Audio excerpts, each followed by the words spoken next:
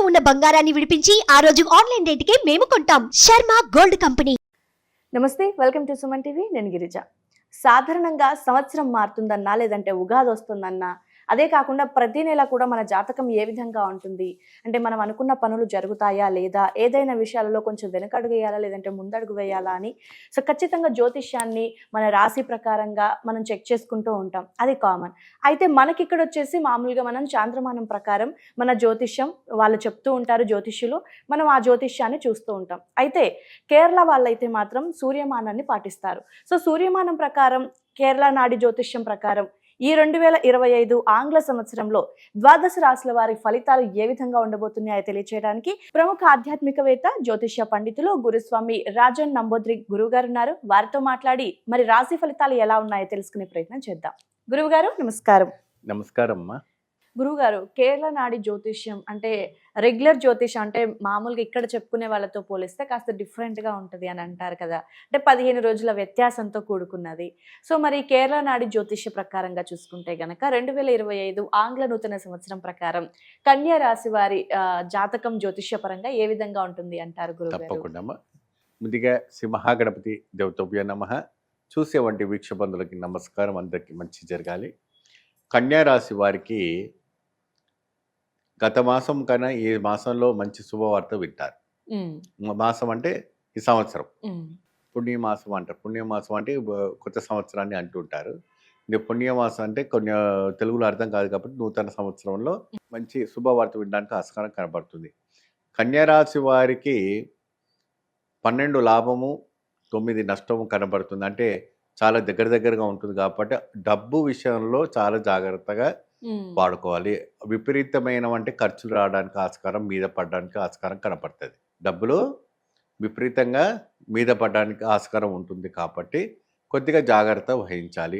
ఆరోగ్యము కొద్దిగా క్షీణించడం అనేటువంటి యోగదాయకం కనపడుతుంది. ఒక 6 మాసాల వరకు ఆరోగ్యం పైన క్షీణించడం కనపడుతుంది. 6 మాసాల తర్వాత ఆరోగ్యం చాలా చక్కగా మీకు మెరుగైనగా ఉండేటట్టుగా కనపడడానికి ఆస్కారం ఉంటుంది.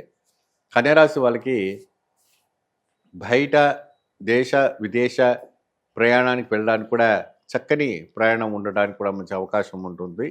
వీళ్ళు చక్కగా పూజించేది ఏంటంటే ఆంజనేయ స్వామిని పూజించటం. ఆంజనేయ స్వామి చక్కగా మంగళవారం రోజు కానీ, శనివారం రోజు కానీ, లేదంటే మూలా నక్షత్రం రోజు కానీ స్వామివారికి చక్కగా వడమాల వేయటం చాలా విశేషము. ఆ రోజు వీళ్ళు కందులు దీపము పెట్టుకోవాలి. కందుల దీపం అంటే కందిపప్పుతోని దీపార్థం అంటారు. కందు పొట్టు లేనిది కూడా దొరుకుతుందమ్మా. అంటే పప్పు పలగొట్టింది కాకుండా కందులు ఉంటాయి. ఆ కందులను ఏం తీసుకోవాలంటే ఒక 1/4 కిలో కానీ, ఒక 1/2 కేజీ కానీ, 1/4 కిలో కానీ, 250 గ్రామ్స్ కానీ తీసుకొచ్చి ఒక ప్లేట్లో వేసి దాంట్లో మట్టి ప్రమిద పెట్టి ఆవు నెయ్యి పెట్టి చక్కగా ఆంజనేయ స్వామికి పెడితే చాలా ఇష్టమైన వంటి ప్రసాదం జరుగుతుంది. మరి తర్వాత ఆ కందులను కూడా ఏం చేయాలి అంటే నానబెట్టి చేసి దాన్ని వడపప్పు లాగా కానీ లేదంటే వడలాగా చేసి స్వామికి నైవేద్యం పెట్టి మీరు స్వీకరిస్తే చాలా మంచిది. అంటే మినువుల్లాగానే కందులను కూడా నానబెట్టి కంది వడపప్పు కూడా చేస్తుంటారు. మన దక్షిణ భారత సైడ్ లో చేస్తుంటారమ్మా. అంటే మినువులోనే చేస్తారు కదా గురుగారు, కందులో చేయడం మేము ఎప్పుడు వినలేదు అనుకోవచ్చు, కానీ ఇక్కడ చేస్తారు. మీరు ట్రై చేస్తే ప్రయత్నం చేయండి. లేని పక్షాన కూడా మీరు చేయకుండా మినపప్పు నానబెట్టి చేసుకోండి. ఒకవేళ రాకపోతే చెప్పాను కదా, చేసి దానికి ఏదైనా ఒకటి అవుతుంది, ఇబ్బంది అవుతుంది, కానీ చేస్తారు. దానికి ఒక టెక్నిక్ ఉంటుంది. దాని టెక్నిక్ ప్రకారంగా అంతే దాంట్లో కాస్త బియ్య పిండి వేసో, రవ్వ వేసో, ఇంకేదో రకంగా కలిపి చక్కగా మనకు సేమ్ మన మినపిండి లాగానే వస్తూ ఉంటుంది. సో ఈ రకంగా ప్రక్రియ చేస్తుంటారు. ఆ ఒక నివేదనని ప్రతి శనివారం రోజున, ప్రతి మంగళవారం రోజున ఈ యొక్క కన్యా రాశి వాళ్ళు స్వామివారికి చక్కగా ఈ యొక్క కంది దీపం పెట్టి కంది వడను నైవేద్యం పెట్టిన వంటి విశేషం చాలా విశేషం.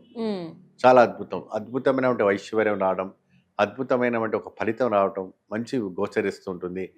ఐశ్వర్యం తాండం మారుతూ ఉంటుంది. చాలా వరకు కూడా మంచి ఆరోగ్యపరంగా మంచి ఇబ్బంది లేకుండా ఉంటుంది. ఉద్యోగ బదిలీ కాకుండా ఉంటుంది. ఇంకా 6 నెలలకు ఉద్యోగాలు తీసేస్తుంటుంటారు కొన్ని చోట్లలో. సో అటువంటిది ఏం కాకుండా జాగ్రత్త పడతారు. అంటే గతంలో మనకి కన్యా రాశి వాళ్ళకి అంత బాగోలేదు, అష్ట కష్టాలు ఉన్నాయి అని వింటున్నాం కదా గురుగారు. సో ఈసారి బాగుంటుంది అంటారా ఆరోగ్యపరంగా, లేదంటే జీవితంలో ముందుకెళ్ళడానికి? చాలా బాగుంది. కన్యా రాశి పోయే సంవత్సరం అంతా కూడా చాలా ఇబ్బంది పడిపోతున్నారు. చాలా ఇబ్బంది పడి ఆలోచన పడి గొడవలు అవి ఇవి అనేక రకమైన సమస్యలు ఇరుక్కుపోయి ఉన్నారు. ఎందుకంటే క్రోధినామ సంవత్సరం కాబట్టి ఆ ఎఫెక్ట్ అందరిపైన పడింది. దానివల్ల చాలా సతమతం అవుతూ ఉన్నవంటి ఆ కన్యరాశి వాళ్ళకు కూడా చక్కగా విముక్తి కలగాలి అని చెప్తేనే ఈ యొక్క కంది దీపము ఆంజనేయ స్వామికి పెట్టడం అని ఉంటుంది. ఇది చాలా అరుదుగా చాలా శ్రేష్టంగా అంటే మన కుక్కి సుబ్రహ్మణ్యేశ్వర స్వామి కానీ, మన తిరుచెందూరు మురుగన్ టెంపుల్లో కానీ, పళని తిరుతణిలో కానీ ఇవన్నీ కూడా కంది దీపాలు పెడుతూ ఉంటారు. ఎందుకు పెడుతుంటే సర్పదోషం, రాహు దోషం, కేతు దోషం, దేహ దోషం ఇటువంటి దోషాలన్నీ తొలగిపోవడానికి ఇవన్నీ కూడా చాలా విశేషంగా చేస్తుంటారు. చాలా విశేషంగా చేస్తుంటారు. చాలా భయంకరమైనటువంటి ఏదైనా కానివ్వండి. పోతే విద్యార్థులకి స్వామివారికి ఏంటంటే లవంగము ఇలాచీతో తయారు చేసినామంటే పానకం. అంటే ముందుగా మనం మిరియాలతో మరగబెట్టుకొని చక్కగా బెల్లం వేసి మరగబెట్టి చల్లార్చిన వంటి దాన్ని కాస్త లవంగము ఇలాచీని కాస్త మెదువుగా నూరి అందులో కలిపి ఆ స్వామివారికి నైవేద్యం పెట్టిన వంటి పానకాన్ని ఆ పిల్లలకి తాగించాలి. తాగిస్తే వాళ్ళకి జ్ఞానం అనేది అపురూపంగా పెరుగుతుంది. అంటే ఈ రాశి వాళ్ళకి తాగించాలి అని ఒక శాస్త్రం ఉంది. కన్యరాశి వాళ్ళకి విద్యార్థులకి తాగించాలి. మరి అదే విధానంగా రాజకీయ నాయకులు, రియల్ ఎస్టేట్ వ్యాపారకులు, మరి పాడి పంట చేసేవాళ్ళు వీళ్ళంటే ఏంటంటే చక్కగా ఆంజనేయ స్వామికి బెల్లం నివేదన పెట్టుకుంటే బెస్ట్. ఆలయాలు అంటే ఇప్పుడు వాళ్ళు చక్కగా ఇటువంటి నోములు వ్రతాలు చేయలేరు కాబట్టి వాళ్ళు బెల్లాన్ని నివేదన పెట్టుకొని ఆ బెల్లం పాయసము వడపప్పును తర్వాత అరవాణ పాయసం కింద వచ్చేసి స్వామికి పెట్టేసుకుంటే చాలా అద్భుత ఫలితం రావడానికి ఆస్కారం కనపడుతూ ఉంటుంది.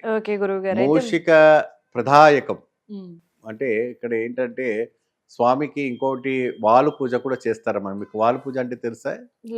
స్వామికి తోక పూజ. ఆంజనేయ స్వామికి తమిళనాడు, కేరళ, కర్ణాటకలంతా కూడా స్వామికి తోక పూజ అని చేస్తారు. ఎందుకు ఇక్కడ మన ఆంధ్రాలో, తెలంగాణలో కూడా తోక పూజ చేస్తారు. తోక పూజ అంటే ఏంటి అంటే వాళ్ళు పూజ ఆ తోకకి అంతా కూడా శ్రీరామ రాసి బొట్లు పెడుతూ వస్తూ ఉంటారు. ఎందుకంటే ఆంజనేయ స్వామికి ఉన్నవంటి ఒక ఎత్తు బలం అయితే తోకకు 10 రెట్లు బలం ఉంటుందట. 10 రెట్లు. ఒక రెట్టు గొప్పదా 10 రెట్లు గొప్పదా? 10 రెట్లు గొప్పది. కాబట్టి రామాయణాన్ని జయాన్ని చించింది వంటి ఏది అంటే తోకనే. లంకని దహం పెట్టింది తోకనే. కాబట్టి దాన్ని వాడు పూజ అంటారు. మీరు గూగుల్లో కొట్టిన వాడు పూజ అంటే దానికి ఒక హిస్టరీ అని వచ్చేస్తుంది. అటువంటి దాంతో కూడా శ్రీరంగంలో, కావేరిలో, మన వరదరాజన్ పెరుమాళ్ శ్రీరంగంలో, మన కంచిలో, కామాక్షిలో, మధురైలో, మీనాక్షిలో అక్కడంతా కూడా వాళ్ళ పూజ బాగా చేస్తుంటారు. ఇటువంటి అరుదైన వంటి కైంకర్యం చేస్తే కూడా మంచి ఫలితం లభిస్తుంది. గురుగారు. అండ్ గురుగారు, ఓవరాల్గా చూసుకుంటే కన్యా రాశి వారికి సంబంధించి అంటే గతంతో పోల్చుకున్నప్పుడు కానీ అంటే విద్యార్థులకు చదువు పరంగా అంటే నష్టం ఏమైనా కలుగుతుందా, లేదంటే ఉత్తీర్ణతతో సాధిస్తారా? అండ్ అలాగే రైతులకి ఎలాగా ఉండబోతుంది, ఇతరత్ర ఉద్యోగం చేసుకునే ఉద్యోగస్తులకి ఏ విధంగా ఉంటదంటారు? ఓవరాల్గా అందరు కూడా సమాభావంగా కనపడుతుంది. ఇక్కడ ఎటువంటి కూడాను నష్టం లేదు, ఎటువంటి లాభము లేదు. గత సంవత్సరంలో మొత్తం కొట్టుకుపోయినటువంటి వాళ్ళు కానీ ఈ సంవత్సరం మంచి లాభదాయక రావడానికి ఆస్కారం కనపడుతూ ఉంటుంది. సో అద్భుతమైనటువంటి ఒక పొజిషన్లో ఉంటారు. సో గురువుగారు, కన్యా రాశి వారికి అంటే గతంతో పోల్చుకున్నప్పుడు కనుక చూసుకుంటే ఇప్పుడు మీరు చెప్పిన జ్యోతిష్య ప్రకారంగా చూసుకుంటే చాలా బాగుందని వింటున్నాం. ఆరోగ్యపరంగా కానివ్వండి, లేదంటే ఇతరత్ర పనుల విషయంలో, లేదంటే అష్టైశ్వర్యాలు కలుగుతాయి. అండ్ అలాగే ముఖ్యంగా ఆ దేవి దేవతల ఆరాధన ఏ విధంగా పూజించాలి, దీపారాధన గురించి చాలా చక్కగా తెలియజేశారు గురువుగారు. ధన్యవాదాలు.